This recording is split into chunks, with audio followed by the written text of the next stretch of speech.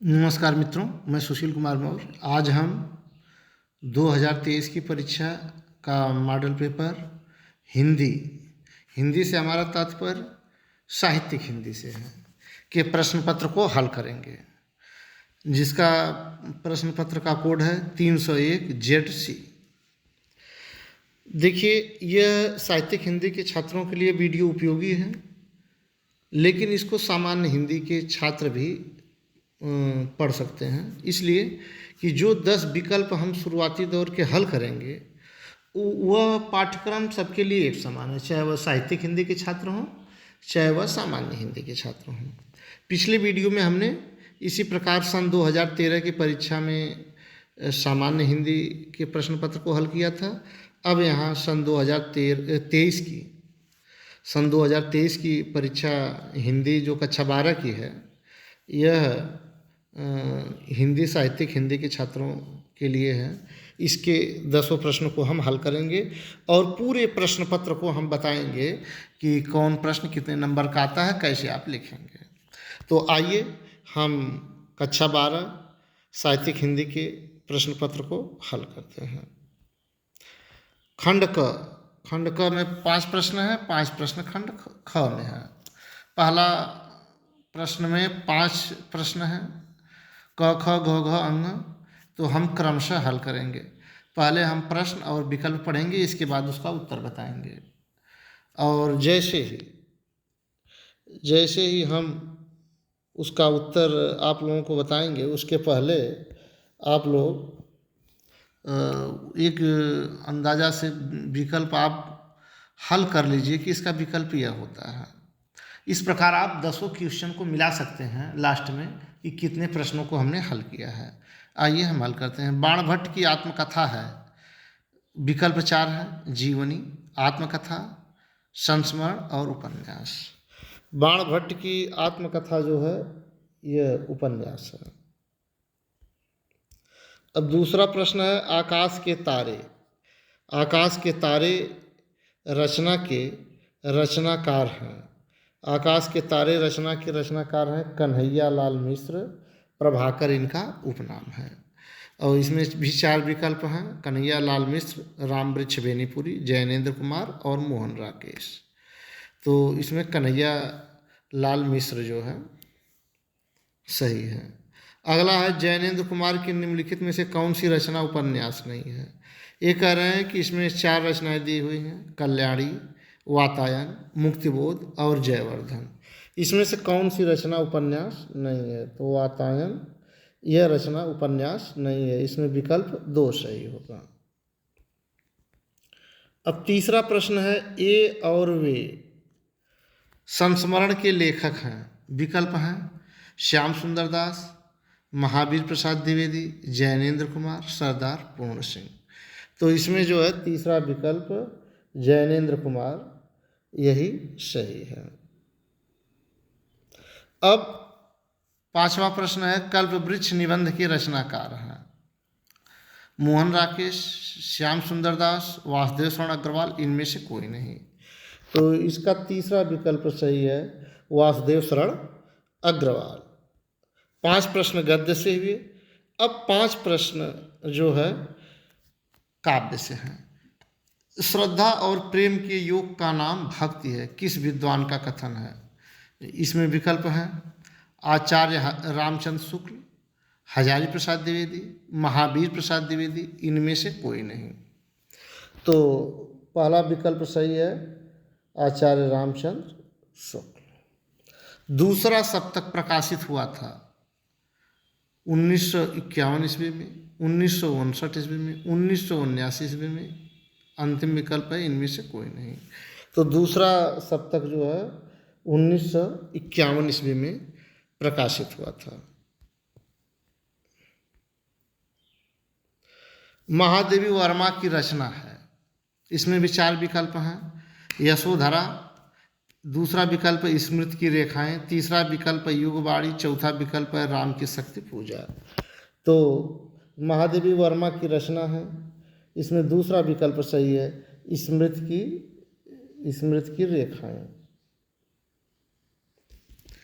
अब अगला है, दिनकर जी ने किस स्वनिर्मित छंद का प्रयोग रसवंती नामक रचना में किया है? पहला विकल्प है लावणी, दूसरा है प्रीत, तीसरा है गीतिका, चौथा हरिगीतिका। तो इसका दूसरा विकल्प सही है, प्रीत। अब अंतिम विकल्प है, हरी घास पर क्षण भर, कविता संग्रह है। यह विकल्प है महादेवी वर्मा की, सुमित्रानंद पंत की, सच्चिदानंद हीरानंद वात्स्यायन अज्ञेय की, इनमें से कोई नहीं।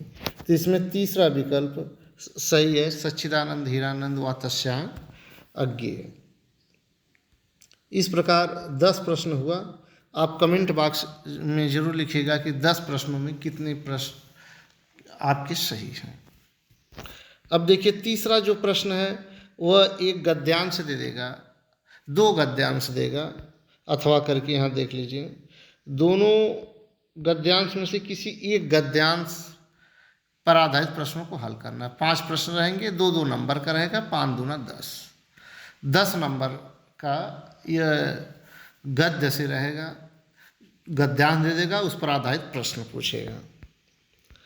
इसी प्रकार जो है पद्य से रहेगा, निम्नलिखित पद्यांश पर, चौथा प्रश्न है, निम्नलिखित पद्यांश पर आधारित दिए गए प्रश्नों के उत्तर दीजिए। इसमें भी वही बात है, 2 पद्य देगा, 2 में से अथवा करके 2 में से एक ठे करना है, 5 प्रश्न देंगे, 5 दूना 10 नंबर इसका भी रहेगा।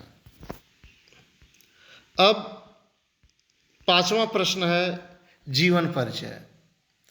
किसी एक लेखक की जीवनी साहित्यिक परिचय देते हुए उसकी रचनाओं तथा भाषा शैली का उल्लेख करना, 80 शब्द में लिखना है। 3-2, 3 नंबर जीवनी साहित्यिक परिचय के लिए, 2 नंबर जो है उनकी रचनाओं भाषा शैली के लिए जो है। 5 नंबर का प्रश्न रहेगा। इसी प्रकार काव्य संकलन से किसी एक कवि का साहित्यिक परिचय देते हुए उसकी रचनाओं का उल्लेख करना है। 3 गद्य में भी थे, 3 इसमें भी हैं, 3 में से किसी एक का करना है। अब देखिए अगला है पंचलाइट अथवा बहादुर कहानी का उद्देश्य अपने शब्दों में लिखिए, 5 नंबर का। इसमें भी अथवा करके दिया, कर्मनाशा की हर कहानी के प्रमुख पात्र का चित्रण कीजिए। 2 प्रश्न है, 2 में से एक प्रश्न करना है, 5 नंबर का। इसके बाद खंड काव्य है, स्वपठित खंड काव्य के आधार पर एक खंड काव्य के एक प्रश्न का उत्तर दीजिए। एक खंड काव्य से 2 प्रश्न हैं, आपको किसी एक प्रश्न का उत्तर देना है। 5 अंक इसके लिए है। अधिकतम शब्द सीमा लगभग 80 शब्द। अब देखिए इसमें खंड काव्य जिलेवार होता है, हर जिले में अलग अलग खंड काव्य पढ़ाया जाता है। किस जिले में कौन खंड काव्य पढ़ाया जाता है यह सभी बच्चे जानते हैं। तो आप लोगों को जो खंड काव्य आपके जिले में पढ़ाया जा रहा हो उसी से संबंधित आप प्रश्न को हल करेंगे। अगर दूसरे प्रश्न को आप हल कर देते हैं तो आपको 0 नंबर मिलेगा। अब देखिए यहाँ रश्मि रथी है, श्रवण कुमार है, खंड काव्य सत्य की जीत है, आलोक वृत्त है, त्यागपति है, मुक्ति यज्ञ है। अब 8वां प्रश्न जो है यह निम्नलिखित संस्कृत गद्यांशों में से किसी एक का संदर्भ सहित हिंदी में अनुवाद कीजिए। 2 नंबर आपका संदर्भ के लिए है, 5 नंबर अनुवाद के लिए, कुल 7 नंबर। 2 गद्य खंड देंगे संस्कृत का, किसी एक का करना है। इसी प्रकार पद्य से है, चाहे श्लोक दे चाहे संस्कृत की कोई कविता दे, पद्य दे। 2 नंबर संदर्भ, 5 नंबर उसका अनुवाद के लिए।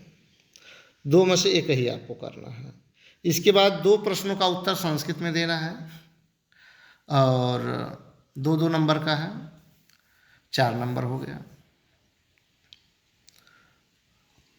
रस है, इसके बाद परिभाषा उदाहरण सहित लिखना है, 2 नंबर का। इसके बाद अलंकार दे देगा आपको 2 नंबर का, परिभाषा उदाहरण सहित लिखना है। इसके बाद चौपाई या रोला मतलब छंद से संबंधित प्रश्न उठाएगा। यहाँ रोला अथवा चौपाई के लक्षण एवं उदाहरण लिखिए दिया है, उससे आप छंद समझिए, कोई भी छंद दे देगा जो आपके कोर्स में है, पाठ्यक्रम में।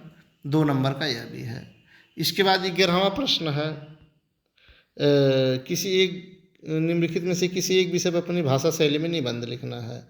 1 2 3 4 5 निबंध दिया है, किसी एक विषय पर एक निबंध इसमें से लिखना है। 2 + 7 अर्थात 9 नंबर का इस पर है।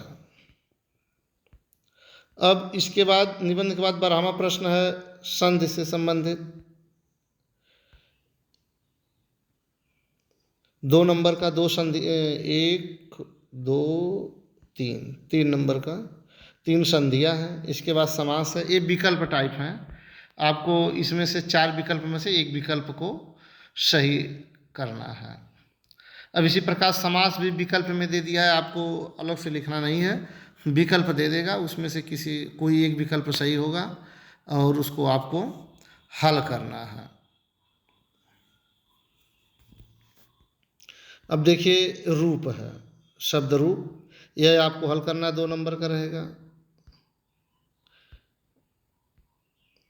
अब धातु रूप है, धातु रूप भी ये सब विकल्प दे दिया है।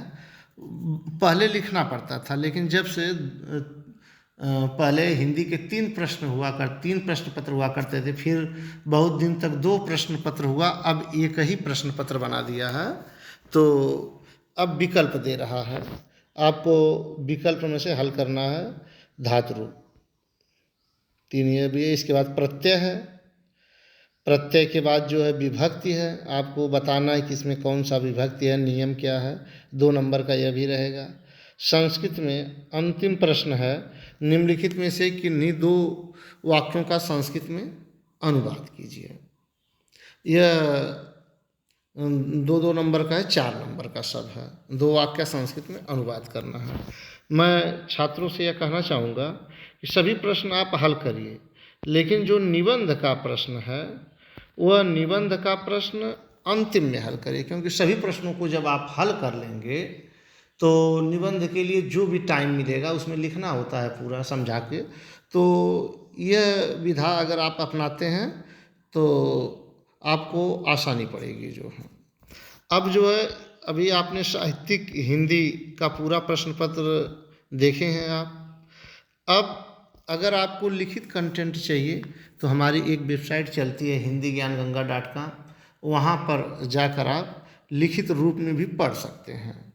और अगर किसी प्रकार की कक्षा 12 हिंदी के लिए के छात्रों के लिए, चाहे वह सामान्य हिंदी के छात्र हों चाहे वह हिंदी के छात्र हों, सामान्य हिंदी और हिंदी के छात्रों में बहुत ज़्यादा अंतर नहीं होता है। कुछ पाठ जो है सामान्य हिंदी को नहीं पढ़ना पड़ता है और साहित्यिक हिंदी वाले को संपूर्ण पढ़ना पड़ता है। अगर दोनों वर्ग की किसी भी छात्र को किसी भी प्रकार की परेशानी हो, समस्या हो, तो वह या तो कमेंट कर सकता है, या तो जो है हमने अपने चैनल पर मोबाइल नंबर भी दे रखा है, वहाँ से आप फ़ोन भी कर सकते हैं, ईमेल भी कर सकते हैं। आपका पूरा मदद किया जाएगा, पूरा सहयोग किया जाएगा। और इसी प्रकार अगले वीडियो में हम मिलते हैं।